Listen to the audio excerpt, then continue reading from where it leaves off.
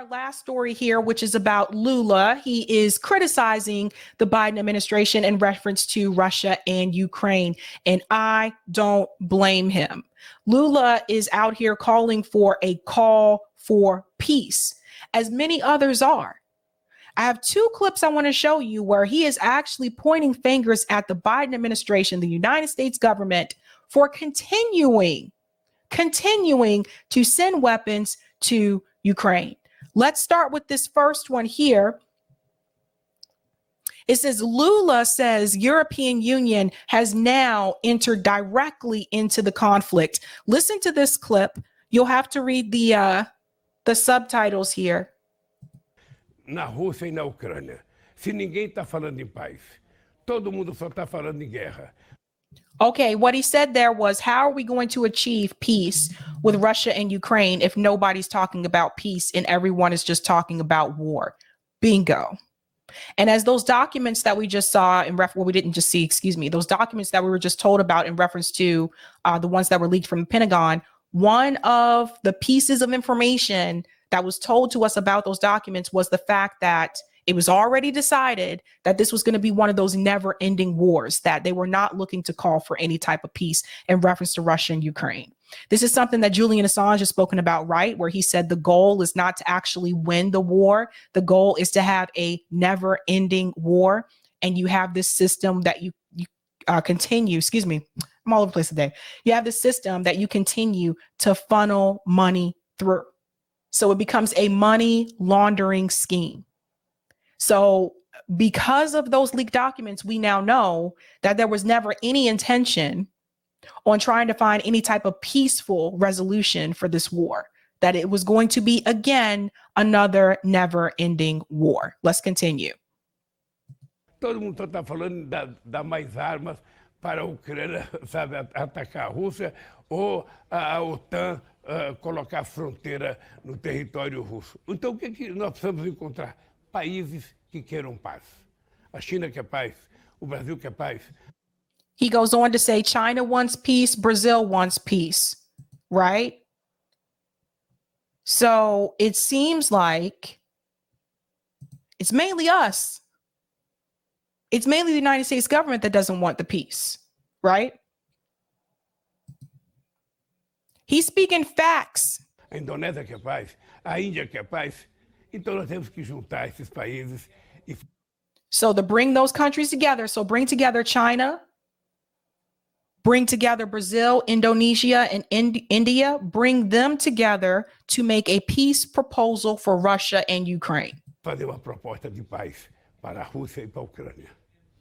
Estou convencido que a União Europeia, que sempre jogou papel importante, porque a União Europeia sempre foi ponto de equilíbrio, né? Ela nunca participava diretamente dos conflitos, ela agora entrou diretamente no conflito. There you go. O companheiro Olaf Scholz, chanceler da Alemanha, foi ao Brasil, pedir para que o Brasil vendesse, sabe, mísseis para...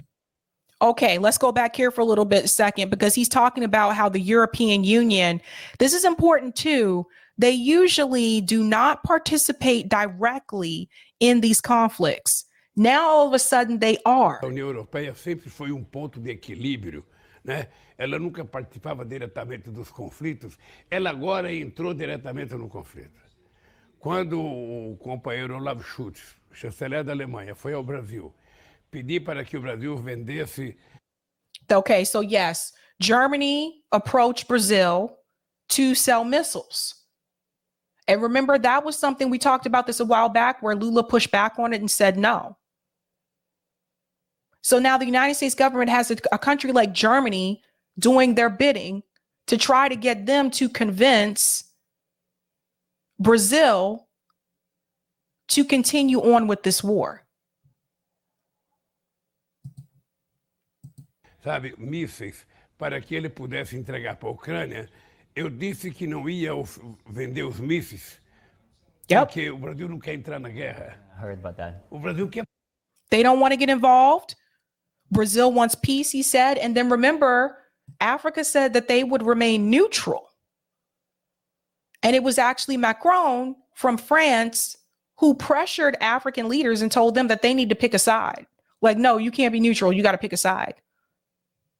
I have no doubt that Germany would not have chosen to send those Leopard tanks into Ukraine had it not been for the pressure that came from the United States government.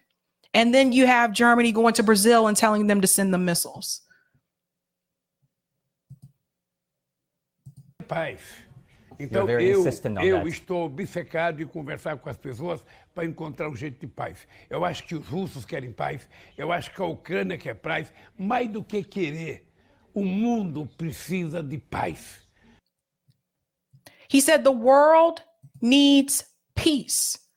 And he said that both Russia and Ukraine want peace. Both Russians and Ukrainians want peace. But you know who doesn't want peace? NATO in the military industrial complex. Northrop Grumman doesn't want peace. Lockheed Martin, they don't want peace either. So this is important to note. Now, the next one here. Oh, here we go. The next one here, it's another clip from Lula. Let me go ahead and set this up because I don't want it to start because this one's pretty short. So you have to pay attention to what he says here, where he also talks about the United States government's role in sending weapons to Ukraine. Listen to this. É preciso ter paciência para conversar com o presidente da Rússia. É preciso ter paciência para conversar com o presidente da Ucrânia. Mas é preciso, sobretudo, convencer os países que estão fornecendo armas, incentivando a guerra, a pararem. Eu acho que a China tem um papel muito importante. Eu continuo reiterando que a China possivelmente seja o papel mais importante. Agora, outro país importante é os Estados Unidos. Ou seja, é preciso que os Estados Unidos parem de incentivar a guerra e comece a falar em paz. É preciso que a União Europeia comece a falar em paz, para a gente poder convencer o Putin e o Zelensky de que a...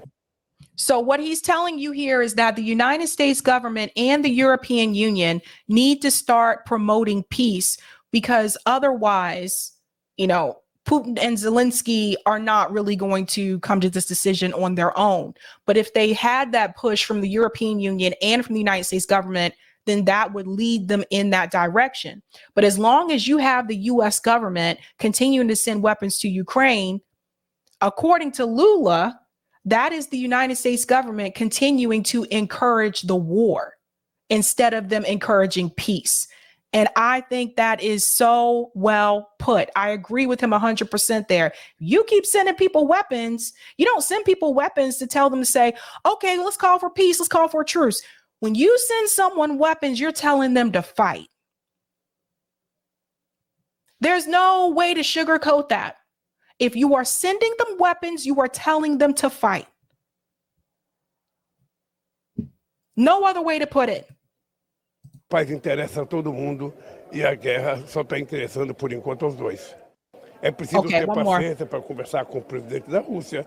É preciso ter paciência para conversar com o presidente da Ucrânia. Mas é preciso, sobretudo, convencer os países que estão fornecendo armas, incentivando a guerra, a pararem. Eu acho que a China tem um papel muito importante. You have to convince the countries that are supplying the weapons to stop it, because they're encouraging the war to continue. And the longer this war continues, the more people are going to die. Doesn't take a rocket scientist to figure this out. When you hear people make these statements that they want them to fight until the last Ukrainian is standing, do you know what that really means? They're really saying, yeah, if everybody dies, whatever, so what? That's what that really means. Portanto, eu continuo reiterando que a China possivelmente seja o papel mais importante. Agora, outro país importante é os Estados Unidos. Ou seja, é preciso que os Estados Unidos parem de incentivar a guerra e The United States needs to stop encouraging the war and start talking about peace. So now you have all of these other countries. You have Brazil, China, you have Indonesia, you have India, like he just told you. They're like, you know what? We're not going to wait for the United States to do the right thing. We are going to collaborate with each other, and we're going to do the right thing. And I bet you nothing like that pisses off the US government more than anything. To see these other countries come together and form some type of community and solidarity to call for peace in reference to this war. Because the thing is, like I said, like those documents revealed, that was not a part of the plan. It was to continue the war. We weren't supposed to know about that, but now we do. Now, Glenn Greenwald, he also chimed in on this in reference to the letter that came from Brazilian Congress. He said, close to 100 members of the Brazilian Congress, including almost all those elected from Lula's party and many others, write a letter to Biden administration urging that he cease his attempts to prosecute and extradite Julian Assange. So this is in reference to the Assange thing here too. They are just very more, here's the copy of that letter here. They're more left in this sense. But I bring this up as well is because close to 100 members, and you need to think about the people who signed that letter in reference to Julian Assange in our Congress. There weren't even 50 people who signed that letter, not even 20. This is the letter that Rashida Tlaib initiated. There weren't even 20 people who signed that letter. And here you have Brazil, close to 100 members sign the letter. This is very important. Now, why do I bring this up? Because again, it was Julian Assange who told us that the goal is not necessarily to win these wars. The goal is to have a never-ending war. That's the real goal. It's not really about winning. And I wish more people understood that.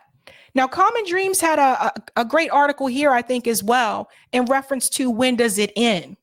Will it never stop? From forever war to eternal war. When it comes to the war in Ukraine, there is a widely shared sense that it's going to last and last and last some more. Now, this article was written April 11th. This piece here, a year and a half later, it's worth reflecting on where the United States stands when it comes to both that forever war against terrorism and war generally. As it happens, the war on terror is anything but ended. Even if it's being overshadowed by the war in Ukraine and simmering conflicts around the globe, all too often involving the United States. In fact, it now seems as if this country is moving at breakneck speed out of the era of forever war and into what might be thought of as the era of eternal war. This piece right here. Now it goes into Russia and China here, but I want to get to this piece right here. As of early March, the United States, one of more than 50 countries offering some form of support, had allocated aid to Ukraine on 33 separate occasions. It's 33 at this point, amounting to more than 113 billion worth of humanitarian, military, and financial assistance. In the process, the Biden administration has agreed to provide increasingly lethal weaponry, including Bradley fighting vehicles, Patriot missile batteries, and Abrams tanks, while pressure for even more powerful weaponry like Army tactical missile systems and F-16s is only growing. This piece here, just wanted to go down here. Hold on. Making sure I'm getting to the right part. They bring up all the different wars. They talk about Syria. They talk about Iran. All of these different conflicts that the United States has been involved in. And then this piece here, legislative support for eternal warfare. Legislative moves in Congress unabashedly reflect this country's pivot to eternal war. Admittedly, the push for an ever-expanding battlefield didn't start with the great power conflicts leading today's headlines. The 2001 congressional authorization for the use of military force, which paved the way for the invasion in Afghanistan, gave the president essentially unlimited authority to take offensive action in the name of countering terrorism by not naming an enemy or providing any geographical or time limits. Since the fall of 2001, just as Representative Barbara Lee predicted, while casting the only vote against it, that AUMF has served as a presidential blank check when it comes to authorizing the use of force more or less anywhere. And so the question that we need to start asking, when does it end? They get into the budget, and the requests for the 2024 budget are now in, as Pentagon expert William Hartung reports at $886 billion. $886 billion. Whatever happened to the idea of peace? When it comes to the war in Ukraine, there is a widely shared sense that it's going to last and last and last some more. Certain experts see nothing short of layers of fighting still on the horizon, especially since there seems to be little appetite for peace among American officials. While French President Emmanuel Macron and German Chancellor Olaf Scholz have reportedly urged Ukrainian President Zelensky to consider peace talks, they seem to have few illusions about how long the war is likely to go on. For his part, Zelensky has made it clear that when it comes to Russia, there is nothing to talk about and nobody to talk about over there.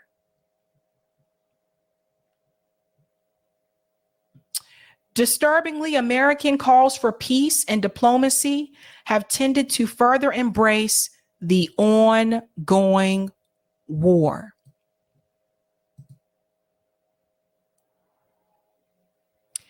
And there's something else I need to tell you as well. Tomorrow is the Boston Marathon. I've been to it multiple times.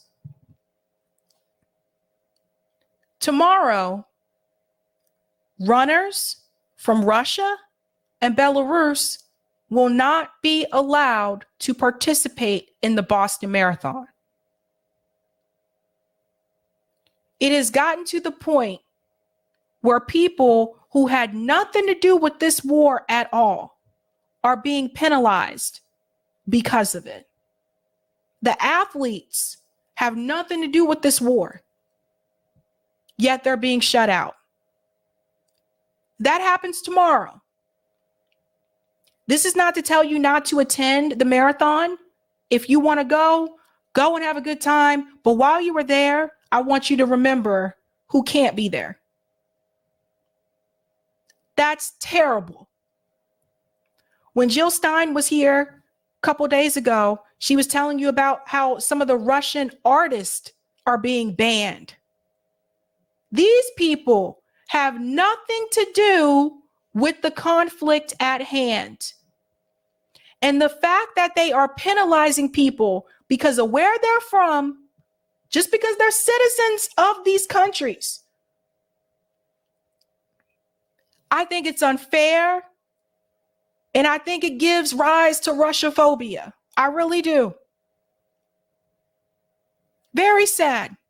Never thought I'd see that coming from the Boston Marathon, considering the fact it was just a couple of years ago that people lost their lives at the damn marathon because of the Boston Marathon bomber. You would think the city officials who support the race, the people who are in charge of organizing the race, you think the last thing they'd want to do is to divide people. You think what they'd want to do is to embrace people. But that's not happening. Now, I don't know where that order came from. I don't know who made that call, but that's a bad call. Bad call. Make sure you share that with people. For those who don't know, the Boston Marathon is a big deal here. It's a big deal. People come from all over the world. Damn shame.